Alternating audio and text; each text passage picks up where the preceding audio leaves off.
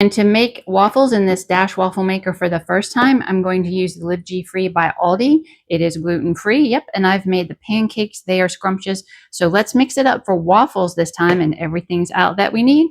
3 tablespoons of oil, 1 1/3 cup of the mix, 1 1/4 cup of milk. I'm using oat milk, and I loaded the bowl with some cinnamon. So let's mix it up. So we've got the waffle mix ready to go. Oh, it smells so good. There's cinnamon in there, and I've got the Dash out.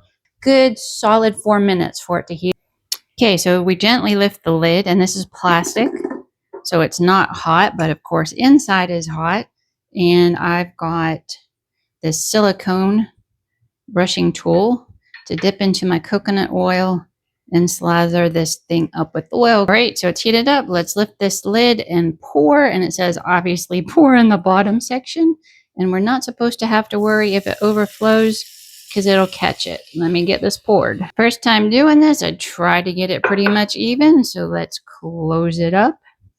So this is quite interesting. Hopefully the camera picks up all the steam coming out the side of this thing. It didn't tell that in the instructions, but yeah, there's steam on both sides, but I checked just a minute ago. We're at 5 minutes and they're not done yet. They are a little bit brown because I put cinnamon in there. So we're at 5 minutes and not done yet. So it clicked on saying it's done again. Let's take a peek. Well, they could be.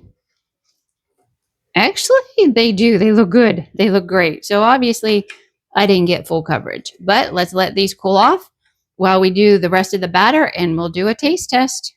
So these waffles are still very, very warm, like you'd eat them, but just cool enough that I can taste test them, and they are quite thick.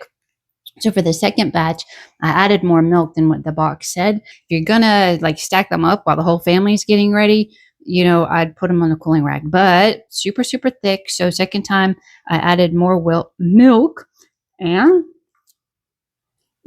very good.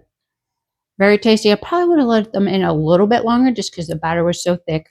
But Live G Free, definitely good as pancakes, definitely good as waffles. And so far, Dash waffle maker's doing well. Hope this helps.